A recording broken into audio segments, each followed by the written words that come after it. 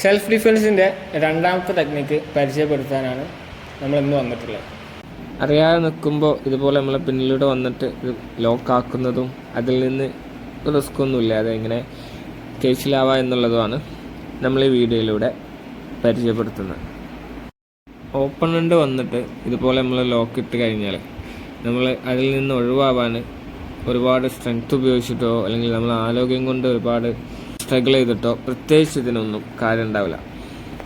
നമ്മൾ കുറച്ച് ശ്രദ്ധിച്ച് നിന്നാൽ ഓപ്പണൻറ്റിന് ഇതുപോലെ വന്നിട്ട് നമ്മളെ ലോക്ക് ഇടാൻ കഴിയില്ല. ഇനി ഹൈറ്റ് ഇല്ലാത്ത ഒരാളെ ഇടാണ് എങ്കിൽ കൂടെ നമ്മളെ ഷോൾഡർ പൊന്തിയാൽ ലോക്ക് ഇടാൻ വേണ്ടിയിട്ടുള്ള ഓപ്പണൻറ്റിന് രണ്ട് കൈയും ടച്ച് ആവുള്ളൂ. നമ്മളെ ഷോൾഡർ സ്ട്രൈറ്റ് ആണെങ്കിൽ അല്ലെങ്കിൽ ഷോൾഡറിന് ബലം കൊടുത്താൽ ഓപ്പണൻറ്റിന് ഒരിക്കലും നമ്മളെ ലോക്ക് ഇടാൻ കഴിയില്ല. അപ്പോൾ അതുകൊണ്ട് തന്നെ ഇനി അഥവാ അങ്ങനെ ഒരു ലോക്ക് ഇട്ട് കഴിഞ്ഞാൽ കയ്യിന് കൊടുക്കുന്ന ബലം ഒരിക്കലും വിരലിൽ കൊടുക്കാൻ പറ്റില്ല.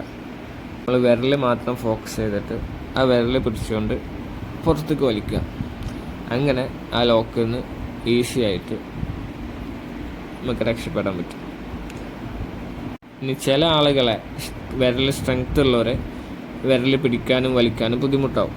അപ്പം അതിന് നമ്മളെ വിരൽ സ്ട്രെങ്ത് ചെയ്യുക എന്നുള്ളതാണ് അതിനുള്ളൊരു സൊല്യൂഷൻ. അപ്പം അതിനായിട്ട് ഫിംഗർ പുഷപ്സ് ഒക്കെ ചെയ്യുന്നത് വളരെ ഉപകാരപ്പെടും.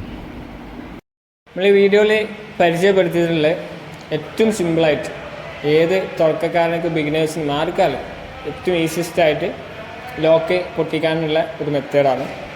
അപ്പോൾ പ്രേക്ഷകർക്ക് രണ്ടാമത്തെ ടെക്നിക്ക് കൂടെ നമ്മൾ ഈ വീഡിയോയിൽ പരിചയപ്പെടുത്തിയിട്ടുണ്ട്. ഇതിലും കഴിഞ്ഞ വീഡിയോയിൽ പറഞ്ഞതുപോലെ ഒരുപാട് ടെക്നിക്സ് ഒഴിവാക്കാനുള്ള അല്ലെങ്കിൽ ആ ബ്ലോക്കിൽ നിന്ന് ഒഴിവാകാനുള്ള ഒരുപാട് ടെക്നിക്സ് ഉണ്ട്. നമ്മൾ വരും വീഡിയോകളിലായിട്ട് ഇങ്ങനെ ഓരോന്നോരോന്നായിട്ട് പരിചയപ്പെടുത്താം. Thank you.